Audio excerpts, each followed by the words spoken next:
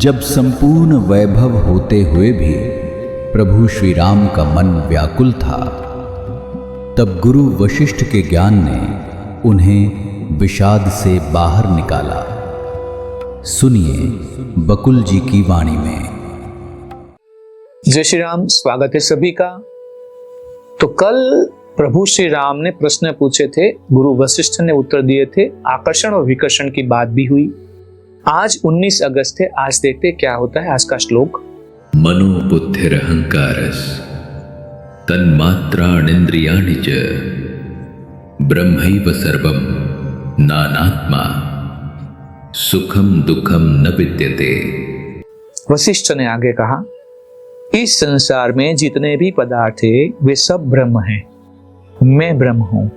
ऐसी अवस्था में आसक्ति और विरक्ति, राग और विराग तथा लालसा और जुगुप्सा को मात्र धारणा ही कहा जाएगा।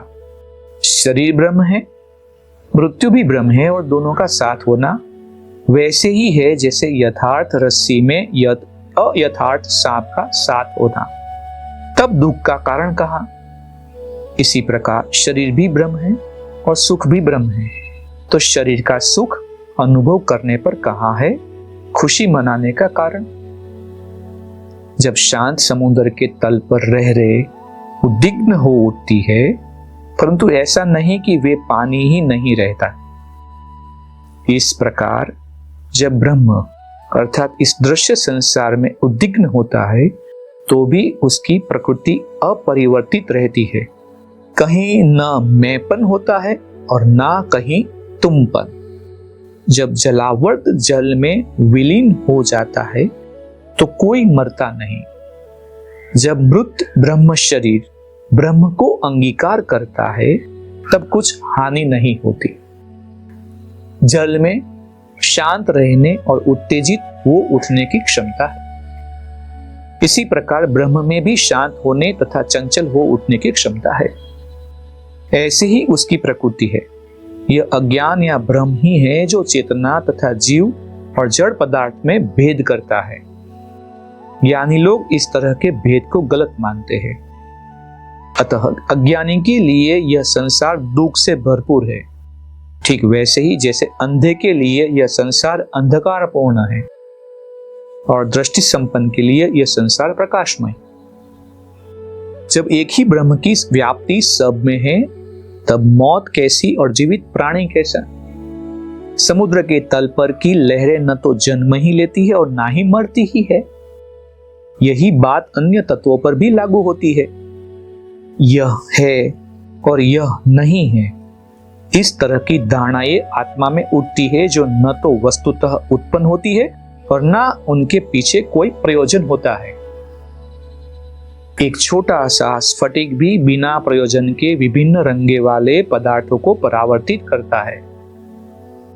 आत्मा वही और वैसी की वैसी रहती है, भले ही संसार भर की शक्तियां अपनी अंतहीन विभिन्नताओं का प्रक्षेपण चेतना रूपी सागर के तल पर करे।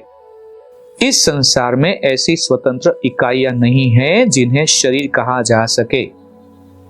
शरीर के रूप में जो कुछ दिखाई देता है और जो कुछ धारणाएं के रूप में देखा जाता है, सूझने वाले पदार्थ चाहे नश्वर हो या अनश्वर, विचार, भावनाएं और उनके अर्थ सभी असीम चेतना रूपी ब्रह्म हैं। द्वैत का भाव है तो मात्र भ्रमित और अज्ञानी नेत्रों में मन, बुद्धि, अहंकार, ब्रह्मांडीय मूल तत्व, इंद्रिया तथा विभिन्न पदार्थ ये सभी ब्रह्म ही है। सुख और दुख विभ्रम है। ऐसे शब्द है जिनमें सार नहीं। जिस प्रकार पहाड़ियों में लगाई गई एक आवाज अनेक रूपों में प्रतिध्वनित होती है, उसी प्रकार एक ब्रह्मांडीय चेतना, यह मैं हूं और यह मेरा है आदि इस प्रकार की धारणाएं अपने में अनुभूत करने लगती है। एक ब्रह्मांडीय चेतना अपने में उसी प्रकार विविधता का अनुभव करती है जिस प्रकार स्वप्न में व्यक्ति अपने भीतर विभिन्न पदार्थों को देखता है।